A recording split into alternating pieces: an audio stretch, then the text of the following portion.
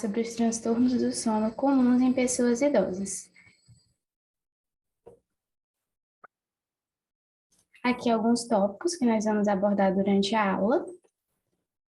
E nós vamos começar falando sobre o conceito do sono, que é basicamente um estado comportamental de relaxamento, em que as nossas funções, principalmente ali as nossas funções motoras, elas estão desativadas ou parcialmente ausentes, mas a gente consegue reverter isso através da estimulação. O contrário do nosso sono é a nossa vigília, que é o momento em que a gente está acordado e tanto as nossas funções motoras quanto as nossas funções sensoriais, elas estão bastante ativadas e intensas. Essa alternância aqui entre sono e vigília, ela é dada pelo nosso ciclo circadiano, que é o ciclo aí que vai regular as nossas funções biológicas dentro do período de 24 horas. E para esse ciclo acontecer, ele depende de vários fatores, né? Dentre eles, a luz solar e a presença desse hormônio aqui, a melatonina, que é conhecido como hormônio do sono, entre outros fatores neuroendócrinos também. A gente tem duas fases no sono, né? A fase não REM e a fase REM. Essas palavras não REM e REM são abreviaturas de palavras em inglês, que querem dizer a não REM são sem movimentos oculares e a REM com movimentos oculares rápidos. Para a gente entender melhor essa diferença, porque fica um pouco confuso só com o conceito, eu trouxe aqui a atividade elétrica no nosso cérebro, no nosso músculo e no olho, quando a gente está acordado, na fase não REM e na fase REM. Então, quando nós estamos acordados, a gente tem uma atividade elétrica intensa, né? Como eu falei para vocês, em todas essas partes, tanto no cérebro, quanto no músculo, quanto no olho. Quando a gente vai para essa primeira fase do sono, que é a fase não REM, o que se espera é que a nossa atividade ela vá ficando mais lenta, né? A nossa atividade elétrica cerebral. E tanto os nossos músculos quanto os nossos olhos, eles vão ficando cada vez mais desativados, mais relaxados. Só que existe uma fase do sono, que é chamada fase REM, que ela apresenta um intenso movimento dos olhos, né? Bem semelhante, eu até coloquei aqui em vermelho, a quando a gente está acordado. Embora o nosso corpo aqui, o nosso músculo, os nossos músculos, eles estejam bem relaxados, o nosso olho está se movimentando bastante. Então, é por isso que tem esse nome de movimentos oculares rápidos, ou também de sono paradoxal, né? Porque é literalmente um paradoxo. Dentro da fase não REM, né, que é a fase sem movimentos oculares rápidos, a gente tem subestágios, que vão de N1 até N4. Em algumas literaturas vai só até aqui, N3. E o que é isso? São basicamente estágios de aprofundamento do sono. Então, o nosso sono, ele geralmente começa aqui, nessa fase N1, que é um sono bem superficial, né? O nosso corpo, ele está aí se preparando para dormir. E é muito comum a gente ter aqueles sustos, assim, que parece que a gente está dormindo acordado. Depois a gente vem para a fase N2, que é um sono mais intermediário, assim, e a gente tem principalmente aqui o processamento da nossa memória. As fases N3 e N4, elas são fases do sono mais profundo. Então, o nosso corpo está bem relaxado aqui nessa fase, e é também onde ocorre aquelas funções importantes do nosso sono, que é a parte da regulação hormonal, do nosso sistema imunológico, a parte da nossa reparação dos nossos tecidos. E nessas fases aqui, N3 e N4, é muito comum acontecer o sonambulismo. E a fase REM, que é a fase dos movimentos oculares rápidos, como eu falei para vocês, o nosso olho está mexendo bastante, mas o nosso corpo está muito, mas muito relaxado, então é bem difícil conseguir acordar uma pessoa aqui quando ela está nessa fase REM. E nessa fase é também chamada da fase que acontecem os sonhos. Então, durante uma noite do sono, o nosso sono ele é composto na sua maior parte, né, em cerca de 80% pela fase não REM. Então, a gente passa mais tempo nessa não REM e cerca só de 20% na fase REM. Isso aqui tudo, né, de N1 até a fase REM, é um ciclo do sono. Né? Esse ciclo, para ele acontecer, ele demora 70 a 100 minutos e a gente repete ele de 4 a 5 vezes por noite. Não necessariamente ele acontece assim, nessa ordem direta, né? De N1 vai para N2, que vai para N3, que vai para N4, que vai para a fase REM. A gente tem alternância aí entre esses estágios durante a nossa noite de sono. Aqui eu trouxe um hipnograma para mostrar essas diferenças entre um jovem e um adulto. O hipnograma é basicamente um gráfico que vai mostrar para a gente a distribuição do sono durante esses estágios, né? Então, aqui nesse eixo vertical, a gente tem os estágios do sono, incluindo quando ele está acordado, né? Então, aqui acordado, fase REM, que é tudo isso aqui em vermelhinho, N1, N2, N3, N4. E aqui embaixo é o tempo, né, da noite do sono. Então, no paciente jovem, ele está aqui acordado, e em seguida ele vai para a fase N1, né, que é a fase do nosso sono mais superficial. Geralmente o nosso sono ele começa aqui em N1 mesmo. Depois passa um tempinho, ele vem para N2, passa mais um tempo um pouquinho maior, vem para N3, vem para N4, aí como eu disse para vocês, volta para N2 e assim vai indo até fazer o primeiro REM. Se vocês prestarem atenção, o tempo do REM ele vai aumentando, né, durante a noite. O primeiro é bem curtinho, cerca de 10 a 15 minutos, e aí vai aumentando no período da noite. Se a gente vier aqui mais ou menos nas 3 horas da manhã, essa pessoa jovem aqui, ela tem um despertar noturno, que é essa partezinha mais elevada, significa um despertar noturno. Então, isso é comum, né? A gente despertar durante a noite. Só que quando a gente vai para o paciente idoso, o que a gente observa? Aqui ele está acordado, e aí para ele ir para a fase N1, que é essa primeira fase do sono, ele demora muito mais. Tá vendo como a linha aqui ela é maior, assim, do tempo, do que aqui, quando o paciente é jovem.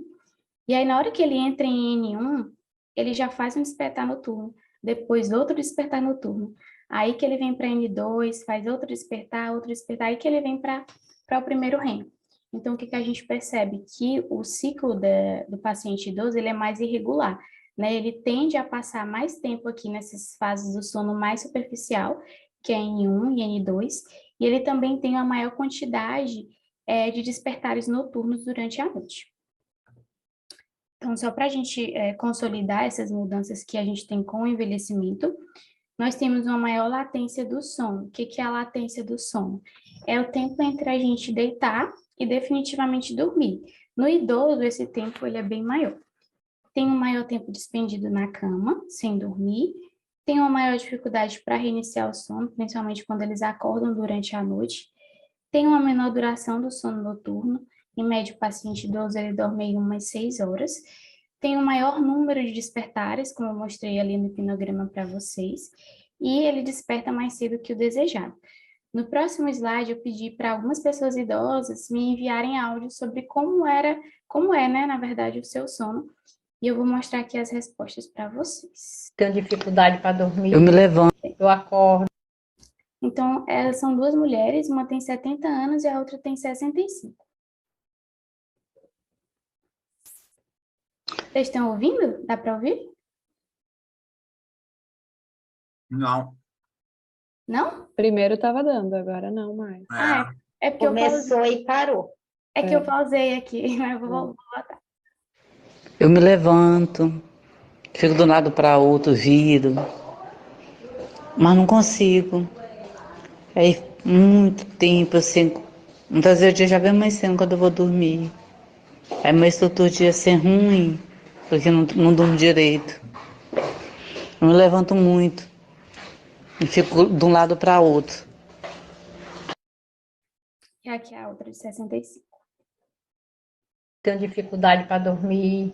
Eu acordo 4, 5 vezes por noite. O máximo que eu durmo, assim, é 1 hora e meia, aí acordo. Demora um pouco, torno com dormir. Então, eu passo muito tempo, acordo de 4 a 5 vezes por noite. E agora nós vamos entrar definitivamente nos transtornos do sono. Existem mais de 100 tipos de transtornos do sono, então eu trouxe aqui os principais. E a gente vai começar falando da insônia, né, que é o transtorno mais comum em pessoas idosas, atinge cerca de 40%. E muitos idosos, eles acham que é até normal eles dormirem e acordarem durante a noite e não conseguir voltar a esse sono. Então, o conceito de sono é justamente esse, essa dificuldade de manter ou iniciar o sono. Ela pode ser de curta duração ou até mesmo crônica. E a gente tem uma maior associação com o sexo feminino e também com a presença de doenças. Existem várias causas aí da insônia, eu coloquei aqui algumas. A dor é uma delas, principalmente aquelas que são relatadas por conta dos distúrbios musculoesqueléticos e também por conta da enxaqueca. O uso de alguns medicamentos, né, que são estimulantes, ou até mesmo os diuréticos, quando eles são utilizados no período da noite, eles fazem com que essas pessoas idosas levantem, né, para ir urinar, e aí quando elas retornam para a cama, elas já não conseguem mais pegar no sono. A depressão e a ansiedade, aí a gente tem uma via de mão dupla, né, porque a depressão e a ansiedade, elas podem causar uma insônia, ao mesmo tempo que a insônia, ela também pode gerar depressão e ansiedade. E é o consumo de algumas substâncias, como o álcool e principalmente a cafeína, né? Porque a cafeína ela fica mais tempo ali disponível, fazendo efeito no organismo do idoso, já que existe aquela questão da redução do metabolismo com o envelhecimento. Aqui eu coloquei um estudo multicêntrico que foi realizado na Finlândia e na Suécia, né, onde os pesquisadores eles verificaram a associação entre os distúrbios do sono e estado cognitivo posterior. Então, o que que eles fizeram? Eles pegaram pessoas na idade de 50 anos, mais ou menos, que depois se tornaram idosas, e eles aplicaram questionários para verificar distúrbios do sono, a insônia principalmente, pesadelos e também testes de triagem cognitiva, como mini exame do estado mental. Daí eles fizeram reavaliações, né, no período de 3 a 11 anos, quando essas pessoas se tornaram idosas, e aí eles verificaram que os distúrbios do sono, que foram medidos lá na baseline, eles foram associados a uma pior cognição nesse período depois desse período de 3 a 11 anos. E que a insônia e os pesadelos, eles foram associados a uma menor pontuação no mini exame do estado mental, mostrando aí pra gente que esses distúrbios do sono, eles podem ser, sim, fatores de risco para um pior estado cognitivo na velhice. Depois nós temos a apneia do sono, que é basicamente essa cessação de fluxo de ar, aqui que acontece por volta de 10 segundos, umas 4 a 5 vezes por hora, e isso ocorre por conta de uma obstrução aqui nas vias aéreas superiores, principalmente na região da faringe. E aí uma característica bem importante é esse ronco intenso e contínuo que acontece principalmente quando a pessoa está nessa posição aqui, que é a posição de barriga para cima, que a gente chama de posição supina. E isso melhora quando a gente lateraliza o paciente. Então, na presença dessa apneia do sono, né, a gente pode ter uma diminuição da saturação de oxigênio, arritmias cardíacas, e o paciente também ele apresenta uma sonolência diurna excessiva, porque cada vez que acontece essa interrupção do ar, o sono se superficializa. Dentre os fatores de risco, a gente tem idade maior do que 50 anos, sexo masculino e obesidade. Além disso, o consumo de álcool, de tabaco e também de sedativos são fatores agravantes.